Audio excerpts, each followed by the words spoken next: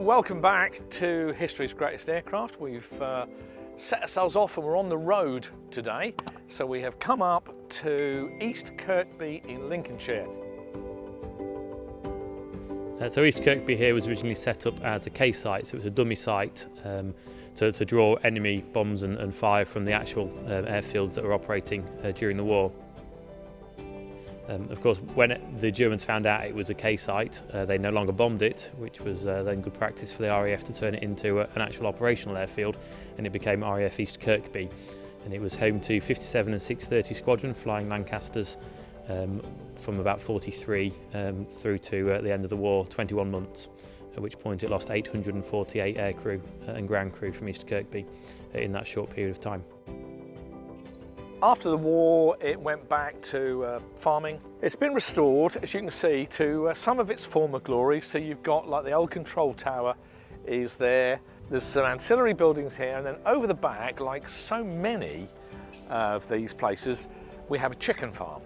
So it's a chicken farm that is part of the Panton brothers or the Panton family's farming business. So the museum was set up by Fred and Harold Panton, and they had an older brother called Christopher Panton who was flying on Halifax bombers during the Second World War. He flew with 433 Squadron out of Skipton-on-Swell in North Yorkshire. He was lost on the Nuremberg raid operation, which was the 30th, 31st of March 1943, which was the operation we lost the most bombers, just over 90 aircraft for Bomber Command during that night's operation. It was the only aircraft of that squadron that was shot down, and they're on something like their 24th operation through their tour of 30. The loss of Christopher on that Halifax aircraft inspired Fred and Harold to commemorate him and also the whole of Bomber Command during the Second World War.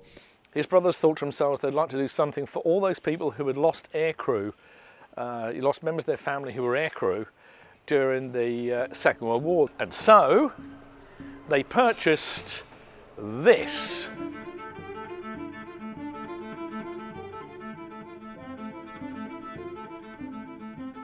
An Avro Lancaster.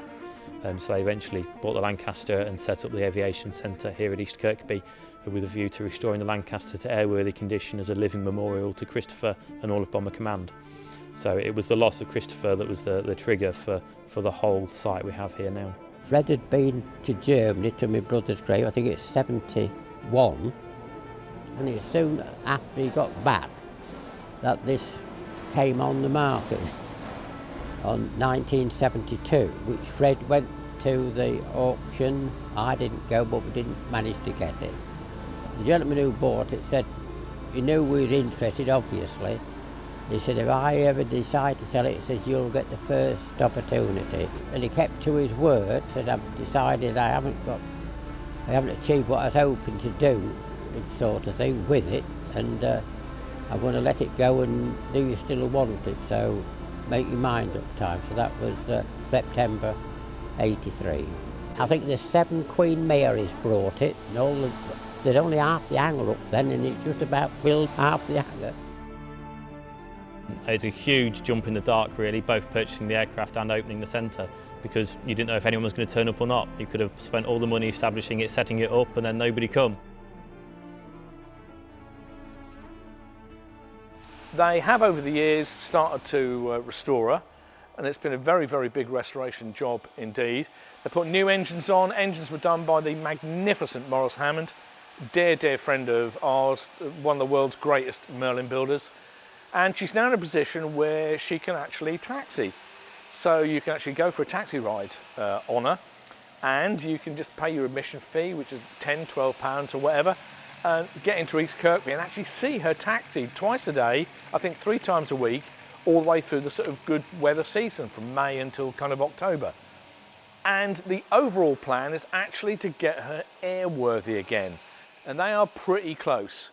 They are short of perhaps a couple of £1 million to do it with. That's 2.7 or something similar $1 million for those philanthropists of you who would like to contribute. And they're probably 2 or 3 years away from actually getting her set up to go.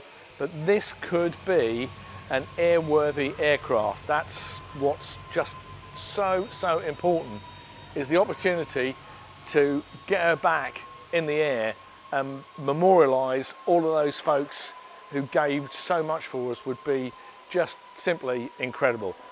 Somewhere along the way, I hope we're going to catch up with Andrew Panton, who is the nephew of the founders. I'm never good with this stuff. It was founded by his uncles. That's right, so he would be their nephew, wouldn't he? That's absolutely correct.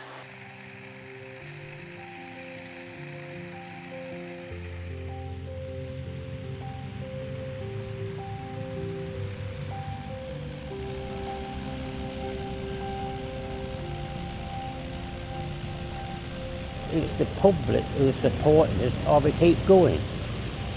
It's a mutual thing, I think. The public love it.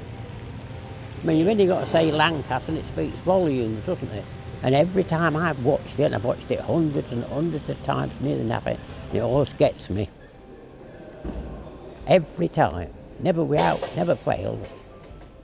As promised earlier then, going to talk to one or two of the personalities here. An old friend of ours, Andrew Panton. How are you, mate? I'm very well, thank you. Yes, very well. Great, good. So we're back at East Kirkby. It must be 3-4 years, I think, since I've been here. While I've been away, our crew have been here from time to time, but while I've been away, tell us what's happened. What's the latest?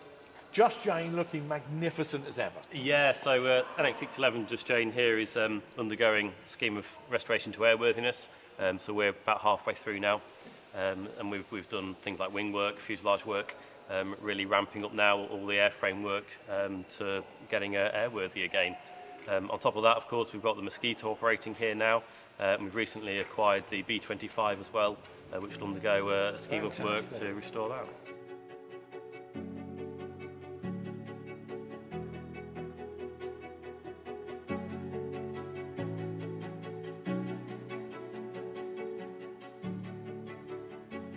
There's a couple of things that I kind of have always said over the years as I travel and people talk and say, oh, do you know that Lancaster? Oh yeah, we know that. So there's a couple of things that I've said and I'm wondering now whether I'm repeating folklore or whether they're true. First off, you've got the 4 engines that are on it and then you've got 4 in crates? Yeah, so we've got 4 airworthy. Yeah. One of our airworthy ones is currently fitted. Right. And then we have a taxiing spare as well. So I think in total we've actually got 10 Merlins. Wow, fantastic. And those all done by, of course, Morris Hammond. Yes, legendary. High tech, yeah. Morris Hammond, right, brilliant, that's superb. And the other thing that I'm fond of saying, I want to make sure that I'm right on this, is one of the big issues with the Lancasters, or indeed any of these bombers, wing spar. You're in a particularly good situation. Did somebody once tell me that your wing spar is younger than the flying example? Yeah, so in theory, our Lancaster's flown 2,424 flying hours. If you go by the RAF scheme of repair, effectively, they're good for 4,000 flying hours. So it's good on time. Wow. The only thing we're going to find potentially on inspection is the conditions, so any corrosion or anything like that. Good place to start from, though, isn't it? Yeah, absolutely, yeah.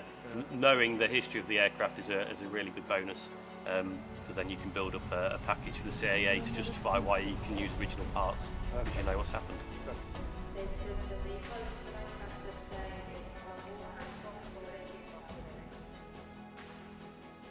East Kirkby, just give us the rundown. Your family, through means that we've talked about earlier, a little bit earlier actually, acquired the Lancaster. Mm-hmm. Now though, the Lancaster taxis, tell us what visitors can expect here.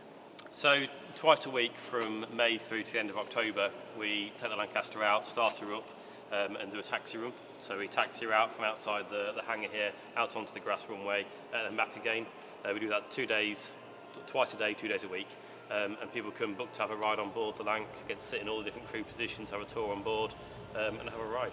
We're keen, so Bomber Command, people who joined Bomber Command came from all different walks of life, so they have families from all different walks of life, and we're keen for anybody to be able to have some sort of Lancaster experience here.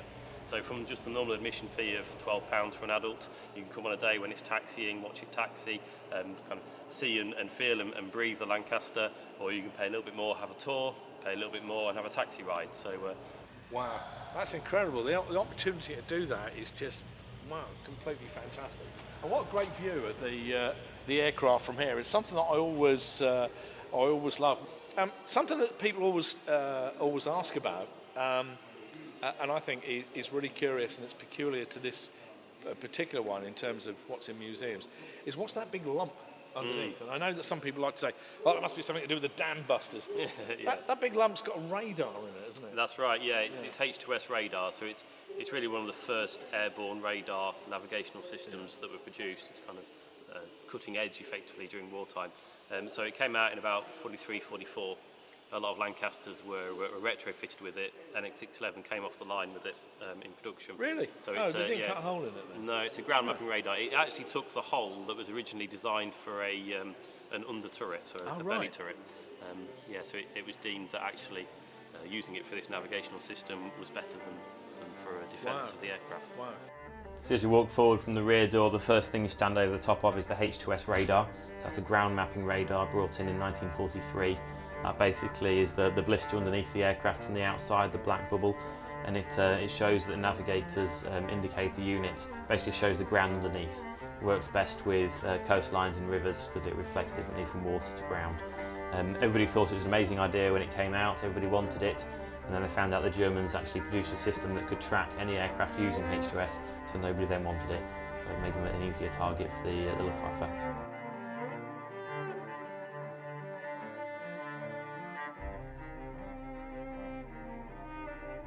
Okay, so this is the tail turret of the aircraft. It's an FN-82, so it's a Fraser-Nash 82.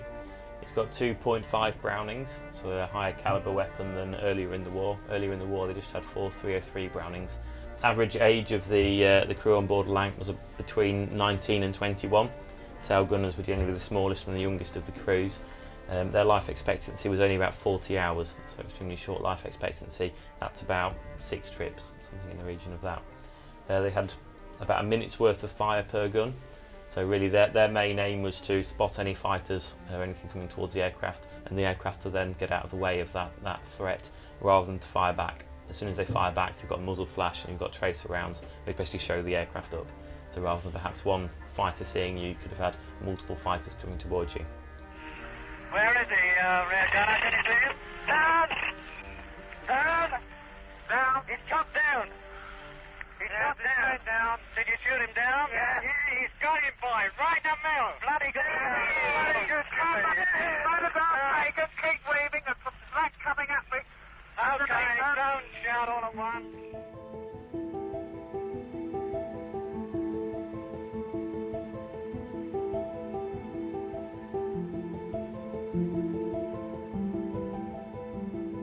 Behind us. Yep.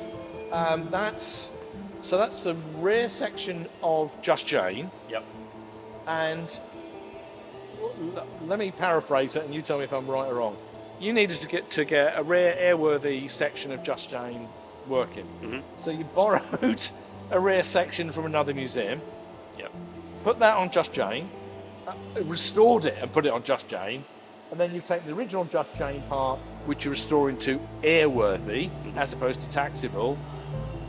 And then when that's done, you can swap them back and give the bit back. Yeah. We're very, very lucky that the way a Lancaster was engineered, it was in transport sections. Right.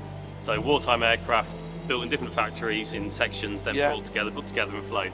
So we're able to then take it apart in its transport sections as well. So in the jig is NX611's rear fuselage. On the aircraft is the rear fuselage of KB976, the rest of it of which Kermit Weeks owns. And KB976 section came from Doncaster, the South Yorkshire Aviation Museum.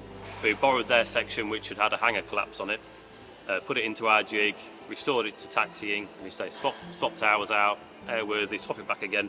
South Yorkshire Aviation Museum get a restored section, and we get an airworthy part back on the Lancaster. Yeah, we're doing the same with a wing from France. So the port wing from French Lancaster NX664 is that what this is? So this is our wing off NX611. The wing fitted on the Lancaster. Oh, really? NX664. Yeah, and we've this is going to go into the jig in the next couple of days.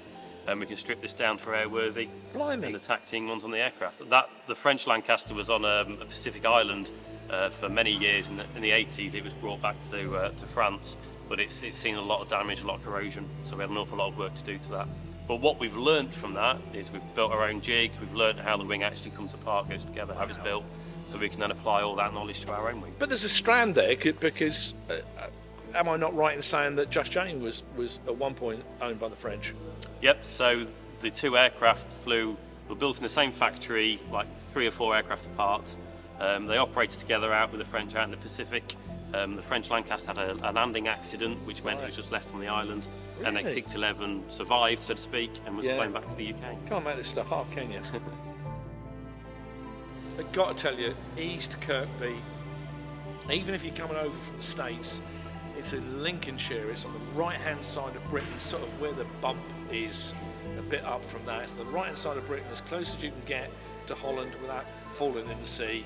You must come and see it, because you literally will not see a live Lancaster anywhere else in the world. Well, just down the road there is one, but you can't just go and see that. Andrew, thank you so much for yet again showing us around, letting us have the run of the place. The work you're doing to preserve our heritage and history here is just incredible. So that's it from me, Nick Coleman. We'll see you next time.